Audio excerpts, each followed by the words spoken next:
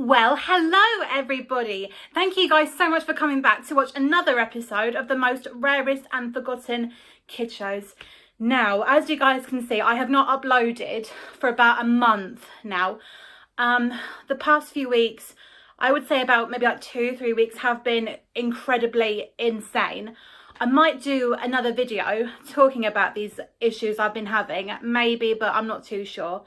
But one in particular did set off my anxiety again, so that's been another big battle to be dealing with right now. In other words, I am happy to be back, and this is another thing that I need to tell you guys. I've been struggling with so much ideas, and I literally couldn't even tell which one could I have done, which one is best, which one is so well forgotten.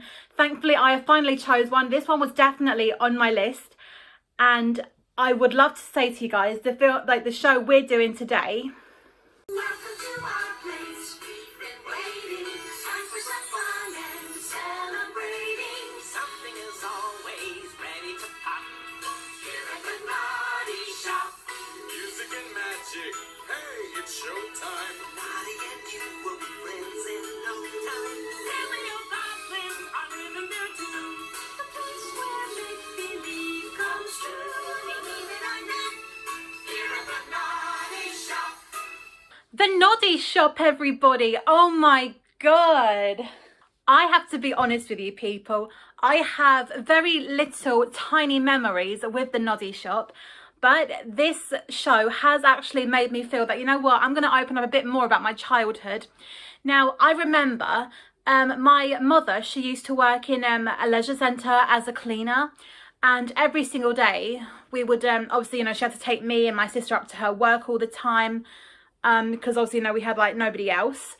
But the best thing about it was that they sometimes had like a TV. And if we were lucky, we would get to sit down and watch it while she does her bit. That show was shown so many times, like sometimes on Milkshake, I think, but I do remember seeing it on Channel 5 sometimes, just not all the time. So I have very little memories of that.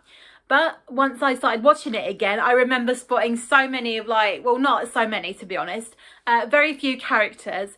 My most memorable, favouriteest character has got to be the adorable two little twin babies. Johnny Crawfish makes us laugh. And of course, the island princess. Welcome, one and all. So let's talk about the Noddy Shop. So it is obviously about a shop called the Noddy Shop.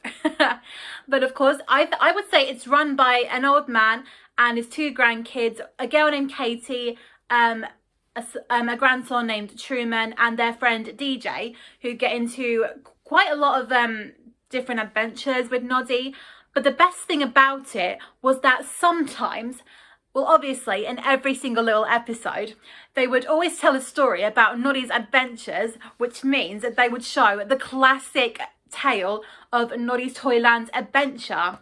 I loved seeing that. It was just one of the most exciting things about the show. Okay, I know what happened.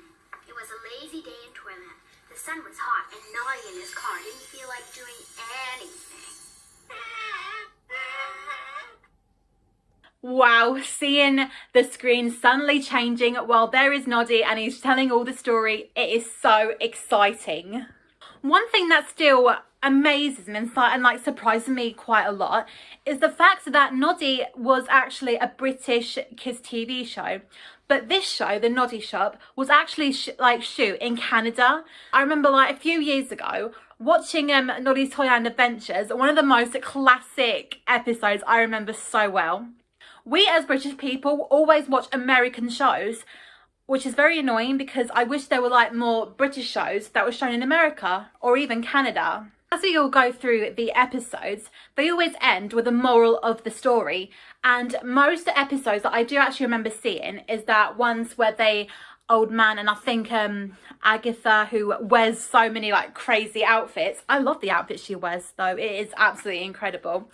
But the best thing about it is that they always have like a meaning or like a moral to like the story. And I remember like one episode was that they obviously the grown-ups, they have a big fight, but in the end they learn to make up again. And I remember Kate, who was the older child and who obviously like tells the story about it. She has a new friend and she wants to be exactly like her. But the best thing is that she realizes is that towards the end of the show, she realizes that she has to be true to herself. Poor monkey. He only wanted people to like him.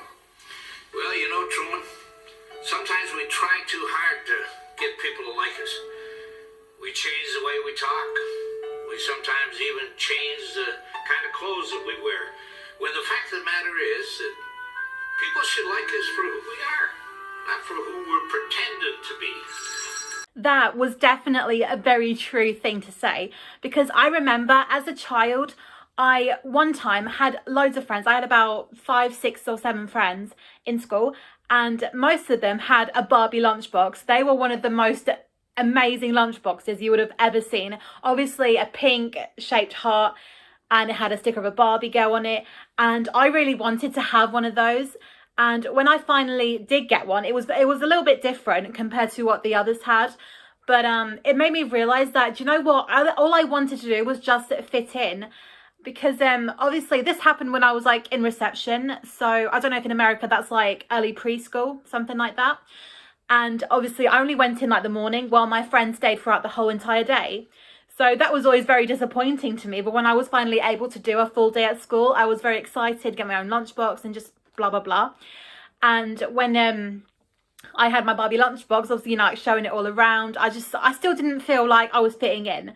But do you know what? It doesn't matter like who you are. And that's what makes this show such a great success. I think that's how it became a massive hit in Canada, because it really does have a perfect meaning.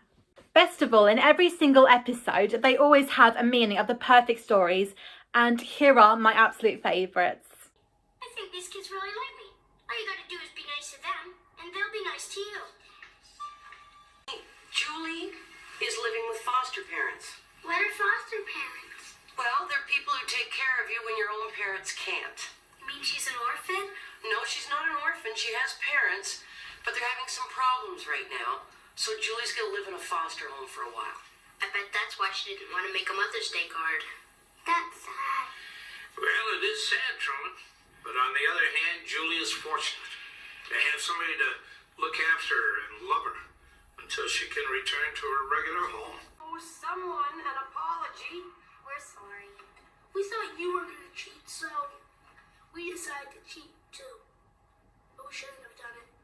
Well, there are more important things than winning, like honesty. But I think we all know that now, don't we, kids? Yes, we do. Yep.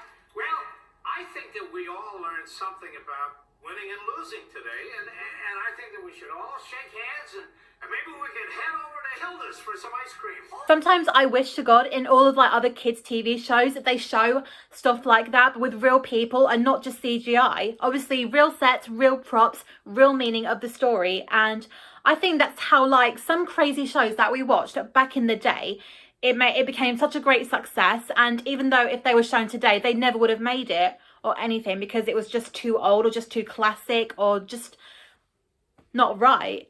I am glad, that's what makes me feel glad to be part of growing up, watching this show, and obviously just a tiny little bit at times. But most other shows that, you know, we watched growing up, that's what makes us true to who we are.